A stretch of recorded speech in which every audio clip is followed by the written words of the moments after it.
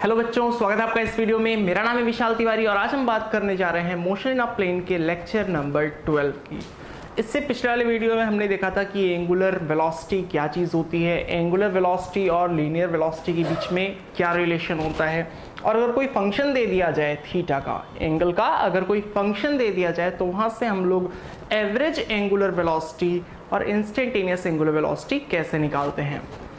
तो आज के इस वीडियो में हम देखेंगे एंगुलर एक्सेलरेशन क्या होता है, इंस्टेंटेनियस और एवरेज एंगुलर एक्सेलरेशन की बात करेंगे और देखेंगे कि अगर एक्सेलरेशन का एक्सप्रेशन दिया है तो वहां से एंगुलर वेलोसिटी और फिर वहां से थीटा कैसे निकालें, मतलब रिवर्स में भी चलेंगे। तो ध्यान से देखना, स्टार्ट करते हैं इस वीडियो को। देखो, ये एक स्टोन में आपने एक धागे को बांधा है। चलो अब की बार एक फैन का एग्जांपल लेते हैं। सपोज दैट ये एक पंखा है, फैन है, ये एक्स एक्सिस है, ये वाई एक्सिस है। अब उस फैन की एक ब्लेड को मैं कंसीडर कर रहा हूं। सपोज दैट ये एक ब्लेड है, आपने स्विच को ऑन करा तो क्या होगा, ये इस तरीके से एंटी क्लॉकवाइज डायरेक्शन में घूम रही है, ये इस डायरेक्शन में घूम रही है। अब देखो, टाइम के साथ जो इसकी एंगुलर वेलोसिटी होगी वो बढ़ती जाएगी। हम सभी को पता है कि जिस टाइम पे स्विच को ऑन करा जाएगा उस टाइम पे वो मूव करना शुरू करेगा और उसकी एंगुलर वेलोसिटी बढ़ती जाएगी। तो जो एंगुलर एक्सेलरेशन होता है, एंगुलर एक्सेलरेशन वो क्या होता है, सबसे पहले तो इसको अल्फा से डिनोट करते हैं। एंगुलर एक्सेलरेशन होता है rate of change of angular velocity. ठीक है, एक सेकेंड में एंगुलर वेलोसिटी कितनी चेंज हो रही है, जितनी चेंज हो रही है उसको हम लोग बोलते हैं एंगुलर एक्सेलरेशन। कहने का मतलब किसी टाइम पे जब हमने स्विच को ऑन किया तो उस टाइम, वो टाइम कितना था, t इक्वल टू 0। तो t इक्वल टू 0 पे जो एंगुलर वेलोसिटी थी, आपने स्विच को ऑन किया तो वेलोसिटी बहुत कम थी, हमने मान लिया वेलोसिटी बहुत कम थी, ω1, या किसी टाइम 0 पे वेलोसिटी ω1 है। कुछ टाइम बाद जो वेलोसिटी हो जा रही है वो हो जा रही है ω2। ठीक है, t जब से, चलो t1 और t2 ले लेते हैं। t1 पे वेलोसिटी ω1 है और t2 पे वेलोसिटी ω2 है। समझ आ रही है बात ना, किसी टाइम पे वेलोसिटी कुछ और है, किसी टाइम पे वेलोसिटी कुछ और है। तो एंगुलर एक्सेलरेशन क्या होता है, एक सेकेंड में कितना चेंज आया है। अब देखो, t1 से t2 मतलब t2 माइनस t1 टाइम में वेलोसिटी कितनी चेंज हुई है, ω2 माइनस ω1। वेलोसिटी कितनी चेंज हुई है, ω1 से ω2 हो गई है। इसका मतलब ω2 माइनस ω1 ये वेलोसिटी में चेंज आया है, एंगुलर वेलोसिटी में। कितने टाइम में, t2 माइनस t1। तो एक सेकेंड में कितना चेंज आएगा, एक सेकेंड में चेंज आएगा ω2 minus ω1 upon t2 minus t1। ये आ गया एक सेकेंड में एंगुलर वेलोसिटी कितनी चेंज हो रही है। इसी को हम लोग बोलते हैं एंगुलर एक्सेलरेशन, यानी कि ω2 minus ω1 upon t2 minus t1। इसको ऐसे भी लिख सकते हैं, ω2 माइनस ω1 क्या रिप्रेजेंट कर रहा है, चेंज इन एंगुलर वेलोसिटी। तो इसको हम लोग डेल्टा ओमेगा भी लिख सकते हैं, delta omega upon delta T. ठीक है, so angular acceleration equal to delta omega by delta T. ठीक है, आई होप समझ आ गया होगा भाई। डेल्टा टी टाइम में angular velocity delta omega change हुई, डेल्टा टी टाइम में डेल्टा ओमेगा। तो एक सेकेंड में कितनी चेंज होगी, delta omega by delta T. ठीक है, चलो यहां तक बात समझ आ गई। अब बात करते हैं इसके यूनिट की और इसकी डायमेंशन की। देखो आप, मैं ऊपर थोड़ा सा रब कर दूं। ये सारी चीजें जैसा हमने लीनियर में पढ़ा था ना उसी तरीके से है। सो अल्फा इक्वल टू, यहां पर ऊपर है change in velocity, change in velocity मतलब ω2 माइनस ω1।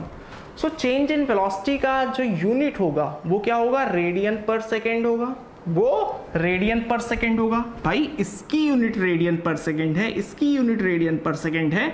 सो ये सब्ट्रैक्ट करने के बाद जो क्वांटिटी बचेगी उसकी भी यूनिट क्या होगी, रेडियन पर सेकेंड।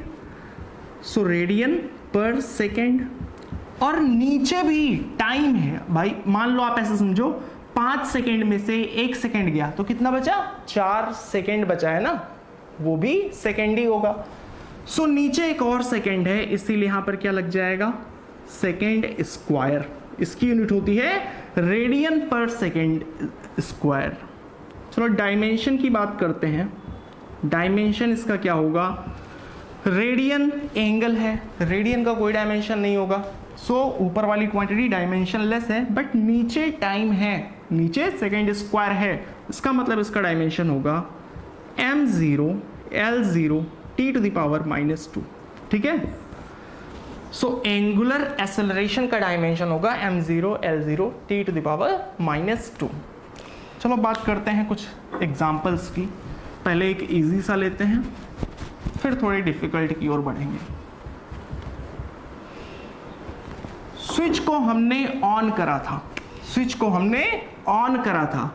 जब हमने स्विच को ऑन किया है उस टाइम पे फैन की ब्लेड मूव करना शुरू की है, उस टाइम पे फैन की, पंखे की जो ब्लेड है वो मूव करना शुरू की है। तो उस टाइम पे जब टाइम 0 है, जिस टाइम पे हमने स्विच को ऑन किया है, उस टाइम पे वेलोसिटी कितनी है, angular velocity 0 radian per second, 0 radian per second. Start हुआ है, जस्ट स्टार्ट होने के बाद धीरे धीरे बढ़ेगा ना, जिस टाइम पे स्टार्ट हुआ है उस टाइम पे 0 रेडियन पर सेकेंड। कुछ टाइम बाद मान लेते हैं t = 5 सेकेंड पे जो उसकी एंगुलर वेलोसिटी हो जा रही है वो कितनी हो जा रही है, 40 रेडियन पर सेकेंड। 5 सेकेंड बाद उसकी वेलोसिटी हो जा रही है 40 रेडियन पर सेकेंड, यानी बहुत तेज घूमने लगा। अब हमसे पूछा जा रहा है कि फाइंड एंगुलर एक्सेलरेशन।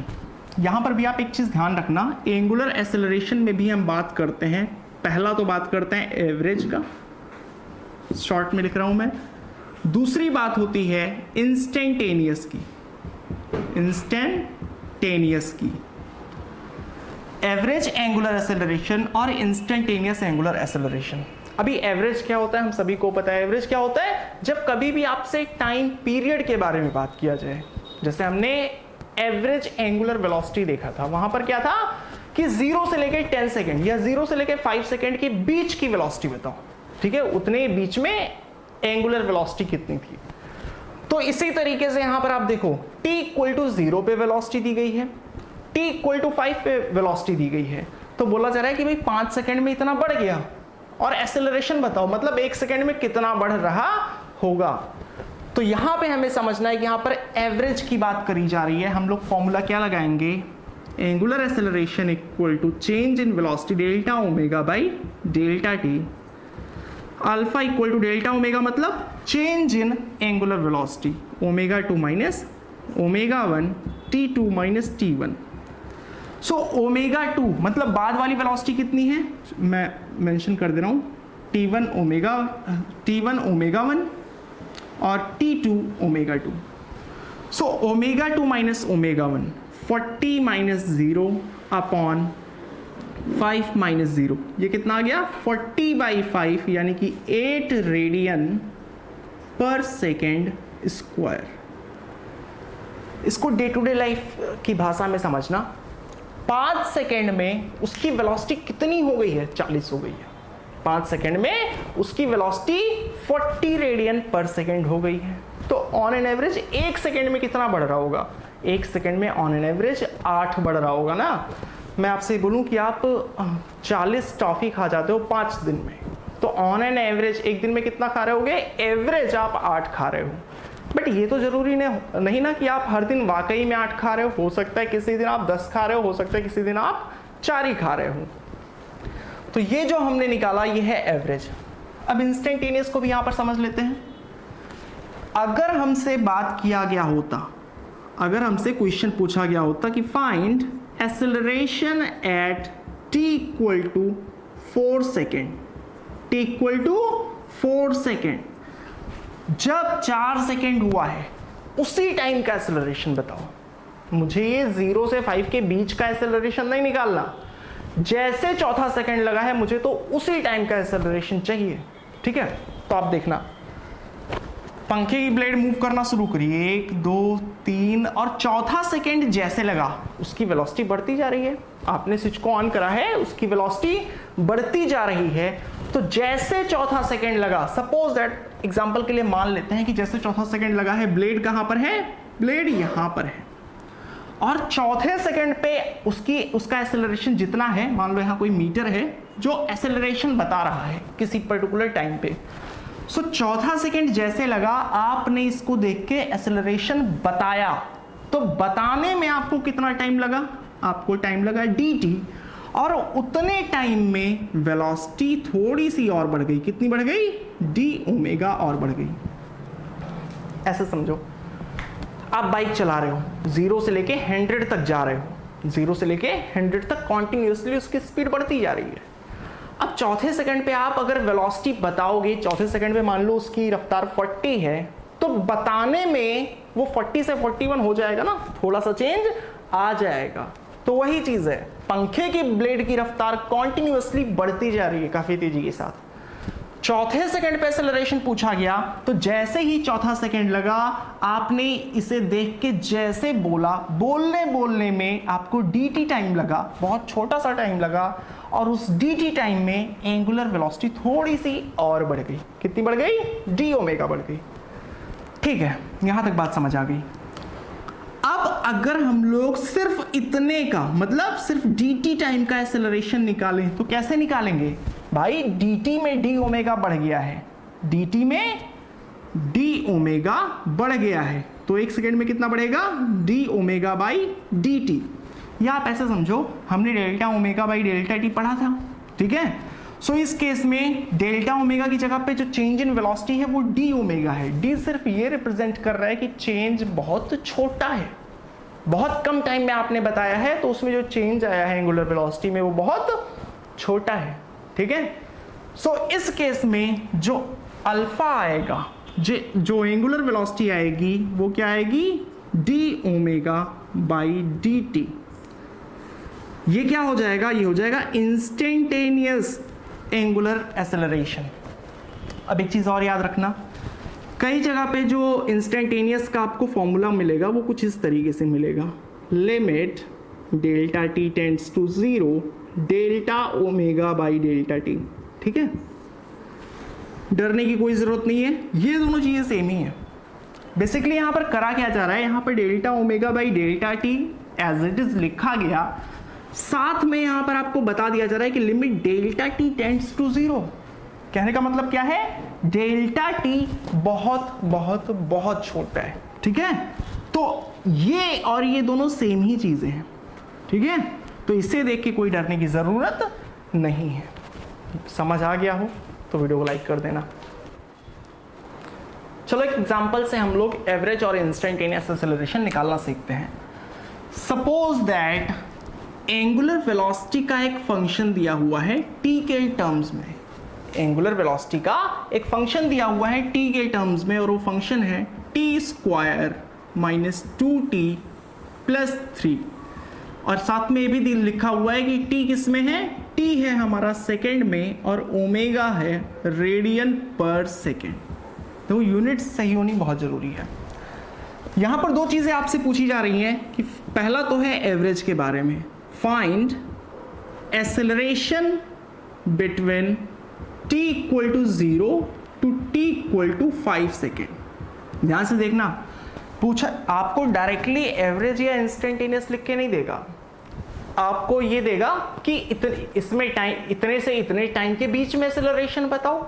दूसरा पूछेगा कि इस टाइम पे बताओ, ठीक है। यूं समझना, आज से लेके 5 दिन के बीच में आपने ऑन एन एवरेज कितना खाया, वो एवरेज होगा, और किसी पर्टिकुलर दिन कितना खाया वो इंस्टेंटेनियस, ठीक है। ये सिर्फ मैं रिलेट करने के लिए बता रहा। सो पहले पार्ट में पूछा गया है कि एक्सेलरेशन बताओ t इक्वल टू 0 से t इक्वल टू 5 सेकेंड। दूसरा पूछा गया है कि फाइंड एक्सेलरेशन, मतलब angular acceleration at t equal to 2 second. दूसरे सेकेंड पे बताओ एंगुलर एक्सेलरेशन कितना है, ठीक है। चलो सबसे पहले डायग्राम ड्रॉ कर लेते हैं, वैसे डायग्राम की कोई ज़रूरत नहीं पड़ेगी। सबसे पहले हमें एवरेज वाला निकालना है। अब क्या होता है फॉर्मूला, एवरेज का फॉर्मूला यही तो होता है, delta omega by delta T. क्या मतलब होता है, एक सेकेंड में एंगुलर वेलोसिटी कितनी चेंज हो रही। अब ये हो गया omega 2 minus omega 1 upon T2 minus T1, ये चीज होती है। अब हमें वैल्यूज निकालनी होंगी। कैसे निकालेंगे, हम बोलेंगे T1 क्या है, जब एट t इक्वल टू 0, जब 0 सेकेंड था। T1 कितना है, 0 सेकेंड है ना। सो जब t 0 है तो उस टाइम पे एंगुलर वेलोसिटी कितनी होगी, हम इससे वैल्यू पुट करेंगे। t की जगह पे क्या पुट करेंगे, 0 पुट करेंगे। सो 0 स्क्वायर माइनस 2 इंटू 0 प्लस 3, ये क्या आ गया, 3 रेडियन पर सेकेंड। ठीक है, t इक्वल टू 0 पे, यानी t इक्वल टू 0 पे एंगुलर वेलोसिटी कितनी थी, angular velocity 3 radian per second थी।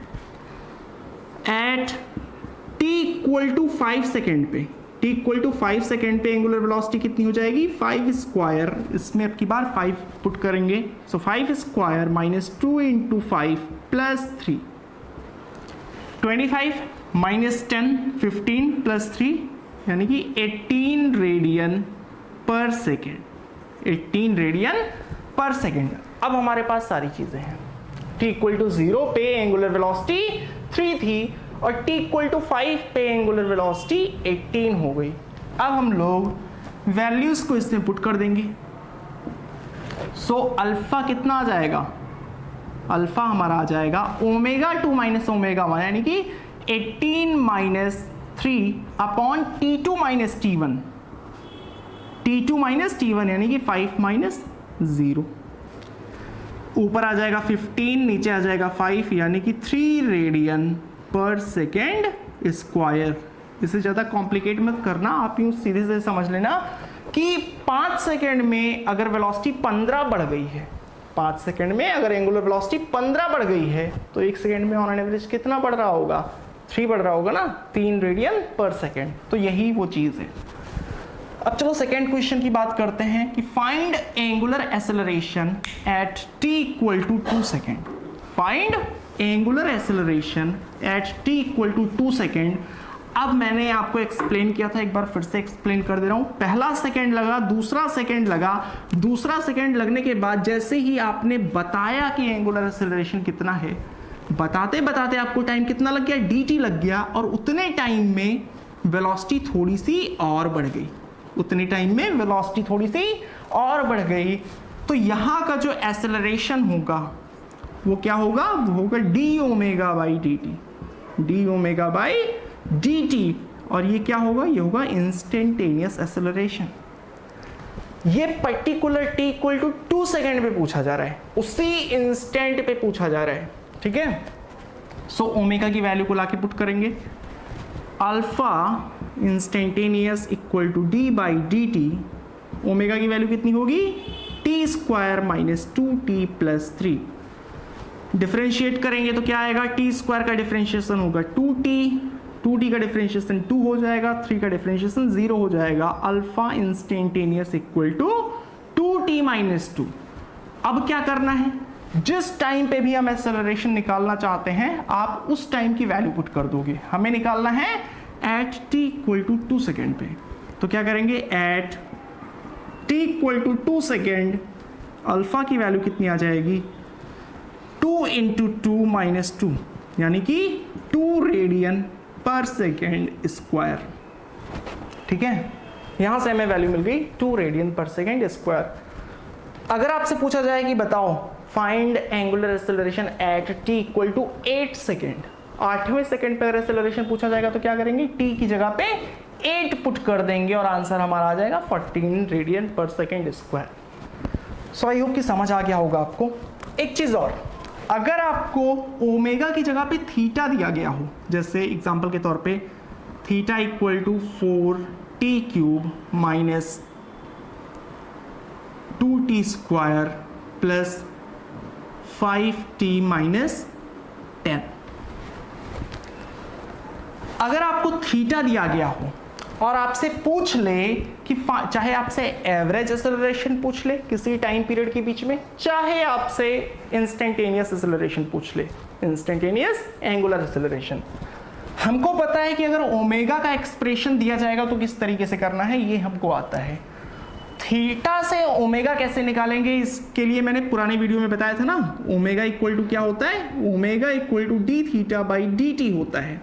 सो थीटा यानी कि जब आप इसको डिफरेंशिएट करोगे, थीटा की वैल्यू जब आप यहाँ पे पुट करोगे, ये सेम चीज 4t cube minus 2t square plus 5t minus 10, जब आप इसको डिफरेंशिएट करोगे तो क्या आ जाएगा, 12t square minus 4t plus 5।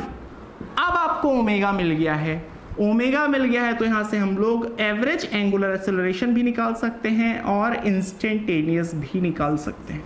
ठीक है, सो बेसिकली हमने अभी तक पढ़ा क्या है, एक बार सम अप करते हैं।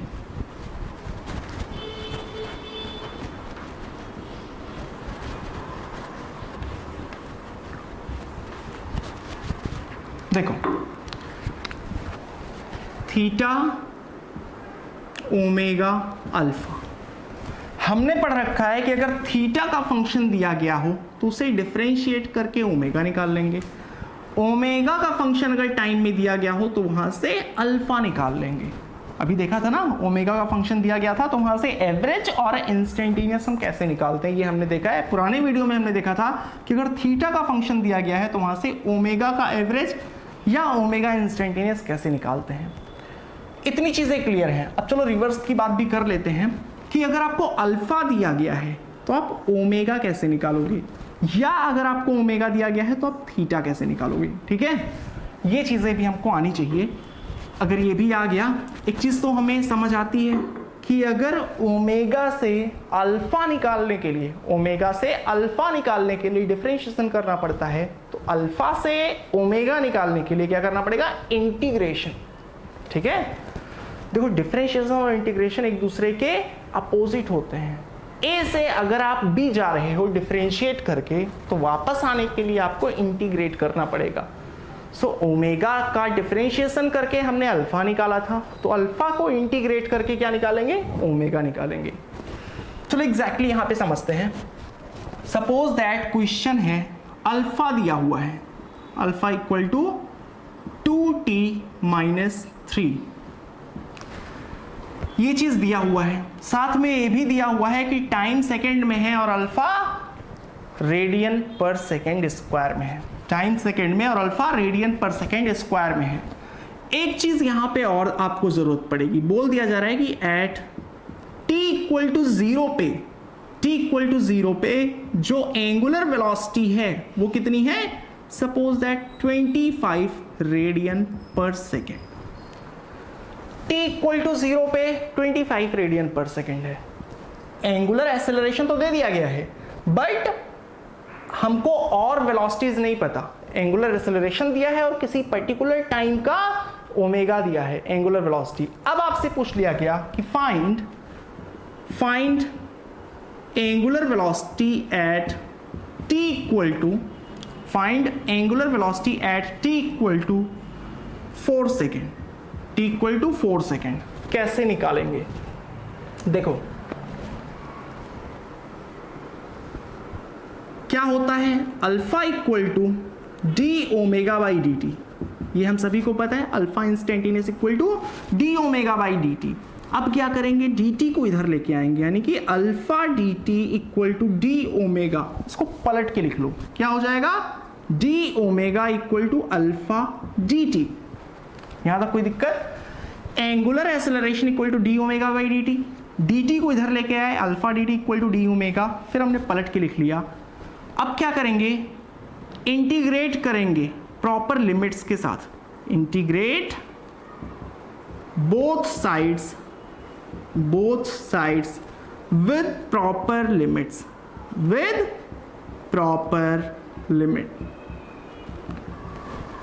इंटीग्रेट करेंगे, इधर है d omega equal to alpha d t. जिन्होंने मुझसे इंटीग्रेशन पढ़ रखा है उन्हें पता होगा लिमिट कैसे लगाते हैं, इधर dt है तो टाइम की लिमिट्स लगेंगी, इधर डी ओमेगा है तो ओमेगा की लिमिट्स लगेंगी, ठीक है। अब देखो क्या करेंगे, टाइम जब 0 है यहीं पे ये जो इंफॉर्मेशन दी हुई है उसकी जरूरत हमें यहीं पे पड़ेगी। जब टाइम 0 है तो उस टाइम पे वेलोसिटी कितनी है, 25 रेडियन पर सेकेंड है।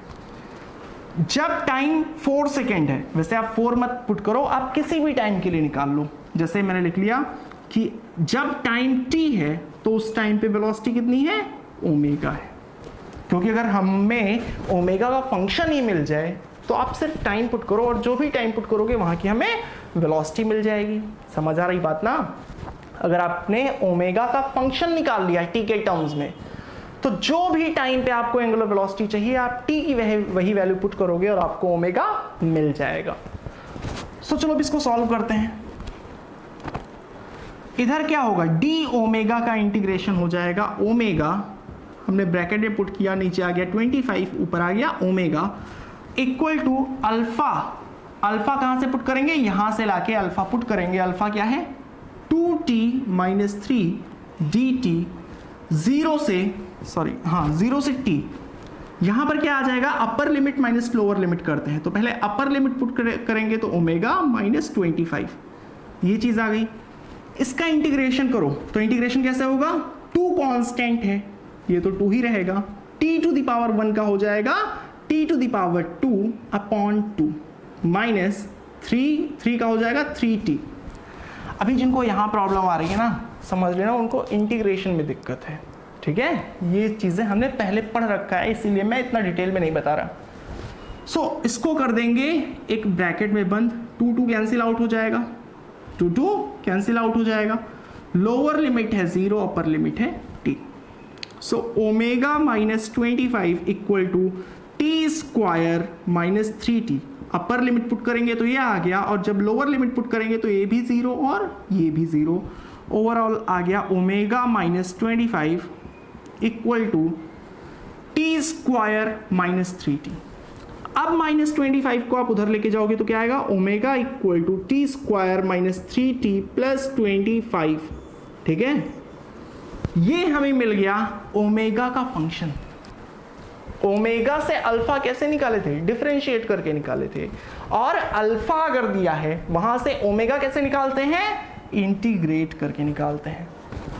हमसे पूछा क्या गया था, find omega eight t = 4 second पे। तो क्या करेंगे, एट t = 4 सेकेंड ओमेगा कितना हो जाएगा, omega equal to 4² minus 3 × 4 plus 25। हाँ 25 था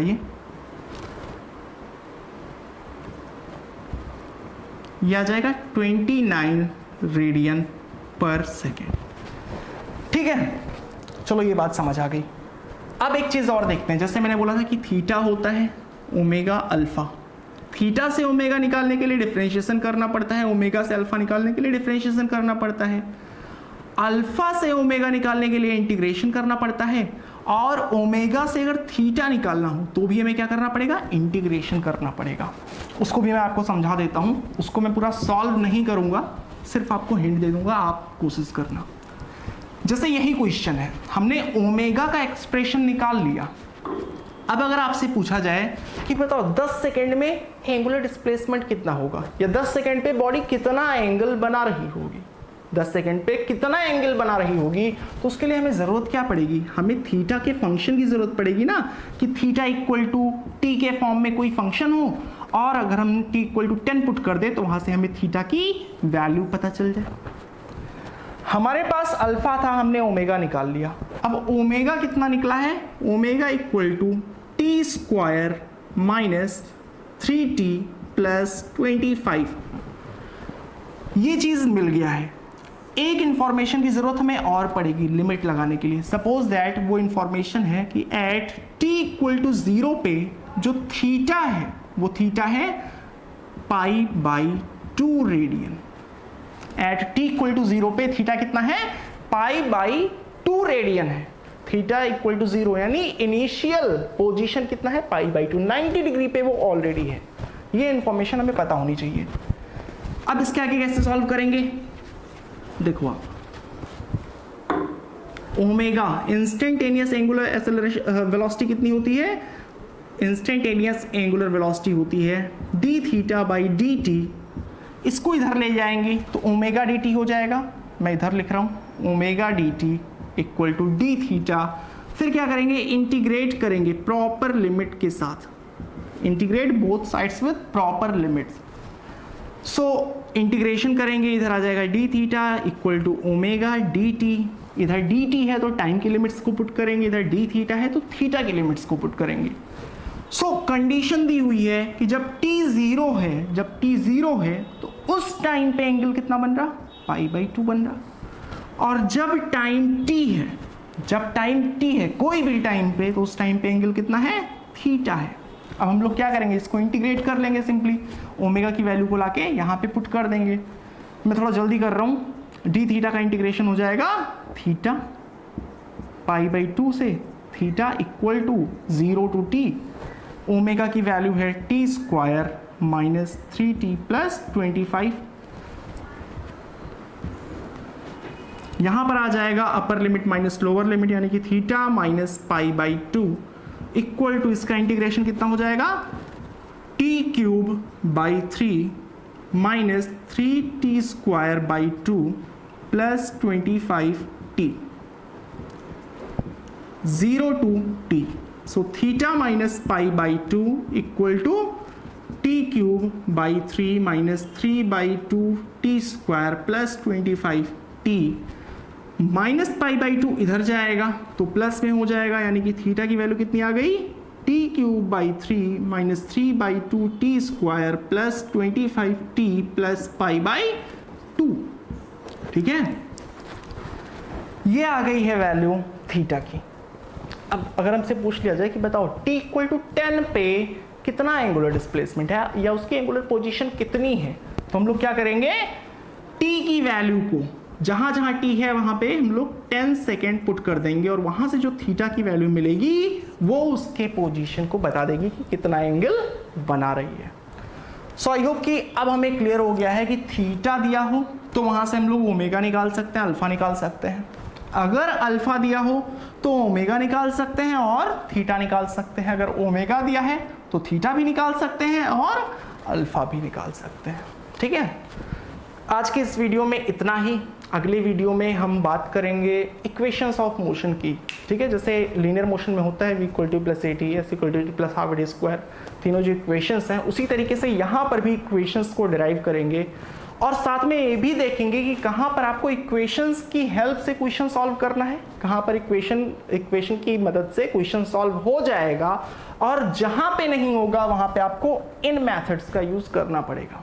ठीक है, अभी के लिए ही बता दे रहा हूं, जैसे लीनियर मोशन में इक्वेशन ऑफ मोशन से क्वेश्चन तभी सॉल्व होता था जब क्या हो, जब a कांस्टेंट हो, a फिक्स हो, एक्सेलरेशन फिक्स हो।